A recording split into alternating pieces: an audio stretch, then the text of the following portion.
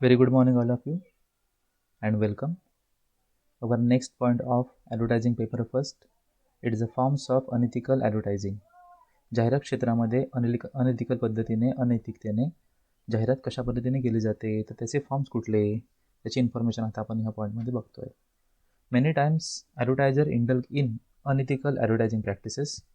Following are the forms of such advertising practices. कुठल्या पद्धतीने अशा प्रकारच्या जाहिराती केल्या जातात. त्याच्यामध्ये first one, exaggeration. This is the most common untruthfulness in advertising. म्हणजे असणारी माहिती ही वेगळ्या पद्धतीने दाखवणे, म्हणजे असतं एक आणि दाखवलं जातं वेगळ्या पद्धतीने. फॉर एक्झाम्पल त्याने म्हटलं अनट्रुथफुलनेस, याच्यामध्ये खरी माहिती लपून ठेवून थोडंसं इतर वेगळ्या पद्धतीने माहितीही त्या प्रोडक्टबद्दल सांगितली जाते, जी ॲक्च्युली मुळात त्या प्रोडक्टची इन्फॉर्मेशन किंवा फीचर्समध्ये नसते. Some advertiser make false claim in their ads about their product. काही जाहिराती आपल्या प्रोडक्टबद्दल काही चुकीच्या पद्धतीने काही क्लेम करतात. For example in case of some washing powder किंवा कॉस्मेटिक्स. वॉशिंग पावडरमध्ये किंवा कॉस्मेटिक्समध्ये काही ठिकाणी काही वेळा, for example fair and handsome असेल तर फेअर अँड हँडसम ज्यावेळी जाहिरात केली त्याच्यामुळे म्हटलेलं आहे, त्यांनी मेसेज दिलेला आहे की world's number 1 cosmetics for the men. जगातली सगळ्यात टॉप लेवलची असणारी फेअर अँड हँडसम ही मेनसाठी तयार केलेली त्यांनी क्रीम आहे, फेशियल क्रीम आहे. ह्या ज्या गोष्टी असतात ह्या गोष्टीचा प्रूफ त्या ठिकाणी ते देत नाहीत, परंतु या पद्धतीने ते ॲड देतात. सो अशा काही ॲड आपल्याला बघायला मिळतील. Then puffery. Puffery is a form of advertising in which product or services is praised as being superior without any evidence to back up the claim. आता याच्यामध्ये जसं वरती सांगितल्याप्रमाणे की काही खोटी माहिती सांगितली जाते. आता याच्यामध्ये असं असतं की तुम्हाला एखाद्या वस्तूबद्दल जाहिरातीमध्ये माहिती सांगितली जाते, त्याचा काही तुम्हाला एव्हिडन्स दिला जातो का, त्याची पडताळणी केली जाते का, ह्या गोष्टीचा विचार करणं देखील गरजेचं आहे. तर या ठिकाणी कुठला त्यांच्याकडे एव्हिडन्स नसतो, पुरावा नसतो, आणि मात्र तुम्हाला त्या जाहिरातीबद्दल त्या पद्धतीने माहिती प्रोव्हाइड केली जाते, इन्फॉर्मेशन दिली जाते, जाहिरातीमध्ये दाखवली जाते. Then misrepresentation. Misrepresentation in advertising is commonly found. Some advertiser misrepresent the features of the product, thereby misleading the consumers.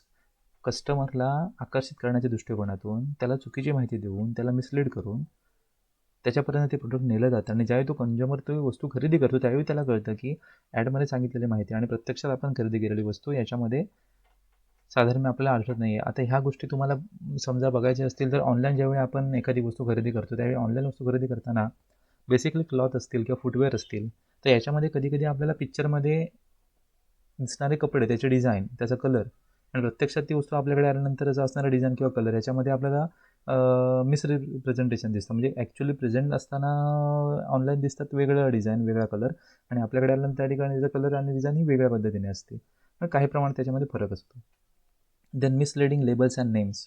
Identical names, similar package design etcetera. आता ह्या तुम्हाला काही गोष्टी, फॉर एक्झाम्पल आपलं कोकोनट ऑइल असेल, coconut ऑइलमध्ये आता नवीन कंपनीने कुठल्या तरी एका कोकोनट ऑइल बनवलेलं आहे, तर पूर्वीपासून जे पॅराशूट नावाचं कोकोनट ऑइल मार्केटमध्ये चालू आहे, सेम त्या पद्धतीने तशीच ब्ल्यू कलरची बॉटल आहे, त्या ठिकाणी त्याचा जो पॅच आहे त्या नावाचा तसाच दिलेला आहे. तर त्याचं नाव आता मला या ठिकाणी पटकन आठवत नाही आहे, परंतु हल्लीकडेच ह्या 8-10 दिवसामध्ये त्याची ॲड मार्केटमध्ये किंवा टी व्ही चॅनलवरती आपल्याला बघायला मिळेल, तुम्ही पण बघू शकता. तर त्या पॅराशूटचे कंपॅरिझन करताना त्या ठिकाणी ते बॉटलची जाहिरात त्यांनी केलेली आहे. तर अशा पद्धतीने लोकं पण फसतात. मग अरे सेम बॉटल आहे, सेम कलर आहे, सेम तो पॅच नावाचा दिलेला आहे, म्हणजे पॅराशूट आहे का? मग ह्या गोष्टीसुद्धा त्या ठिकाणी जाहिरातीमध्ये दाखवल्या जातात. Then misuse of testimonials. A testimonials is a statement made in favor of something. Advertiser often make use of testimonial for famous personalities like film stars, sportsmen. एखाद्या वस्तूबद्दल आपलं मत किंवा ती वस्तू कशी आहे हे सुद्धा काही फिल्म स्टार, काही स्पोर्ट्समन, काही सेलिब्रिटी जाहिरातीमध्ये सांगतात किंवा दाखवतात, कारण की ह्या गोष्टी वापरल्यामुळे असं होतं किंवा ह्या गोष्टीचा इम्पॅक्ट असा होता, त्याचे बेनिफिट असे आहेत, परंतु प्रत्यक्षात त्यांनी ती वस्तू वापरलेली आहे का हे पडताळायला कोण जात नाही आहे, किंवा त्या पद्धतीने त्या ठिकाणी ते पडताळणी करून सांगत नाही आहेत. परंतु ह्या गोष्टी, फॉर एक्झाम्पल आता एखाद्या कारची ॲड असेल किंवा एखाद्या मोटरसायकल असेल, एखाद्या कॉस्मेटिक असेल, त्याबद्दल असणारी माहिती ते आपल्याला सांगतात, परंतु ती माहिती कशा पद्धतीने आहे, ती माहिती योग्य आहे की नाही, त्यांनी ती वस्तू खरोखर वापरली आहे की नाही, या गोष्टीचा विचार कोण करत नाही. Then next one is a free gift discount and contest.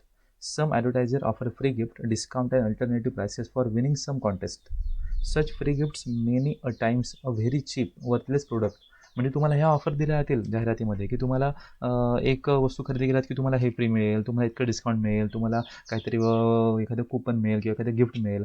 पण ते जे गिफ्ट दिलं जातं, तर ते गिफ्ट आपण हातात घेतल्यानंतर किंवा आपल्याला मिळाल्यानंतर ते कुठल्या कंपनीचं आहे, त्याची क्वालिटी काय आहे, त्याचा आपल्याला फ्युचरमध्ये कशा पद्धतीने उपयोग होऊ शकतो, ह्या सगळ्या गोष्टी त्या ठिकाणी बघितल्या जात नाहीत.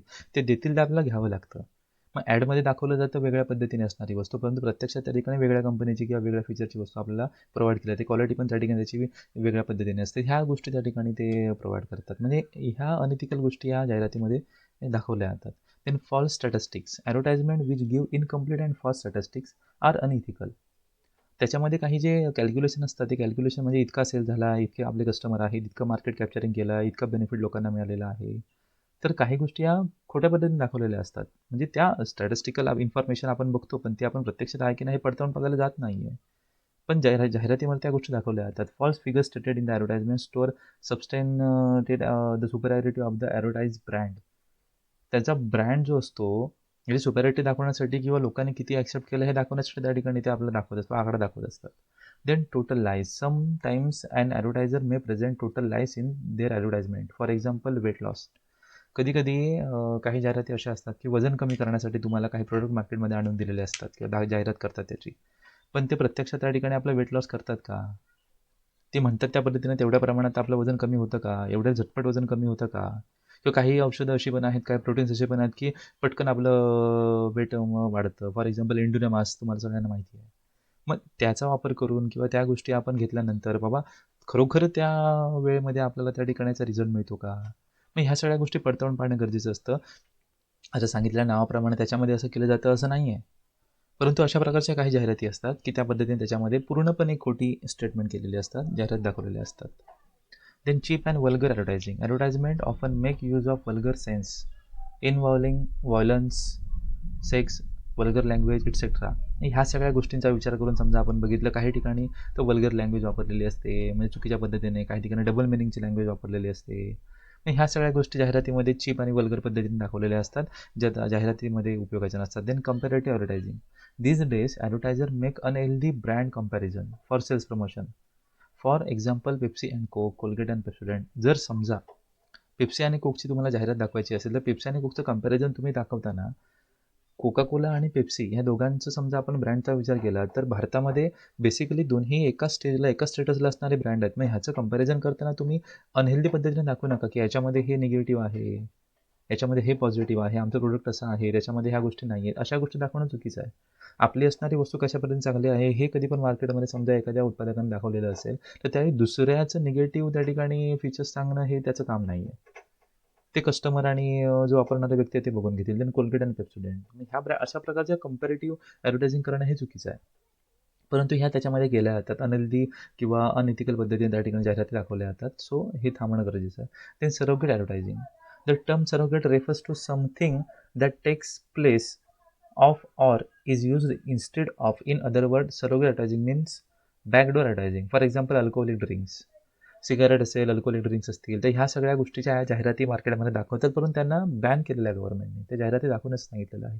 मग अशावेळी अल्कोहोलिक ड्रिंक्स असतील तर त्या मिनरल्स वॉटरच्या स्वरूपात, सोडा स्वरूपात, फॉर एक्झाम्पल बॅक पेपर सोडा असेल किंवा टबक सोडा असेल, अशा प्रकारच्या किंवा रॉयल चॅलेंजच्या असणाऱ्या काही सोडाज असतील, मिनरल वॉटर असेल, तर ह्या जाहिराती असतात ॲक्च्युली त्या वायनरीच्या, परंतु दाखवल्या जातात सोडाच्या रूपाने.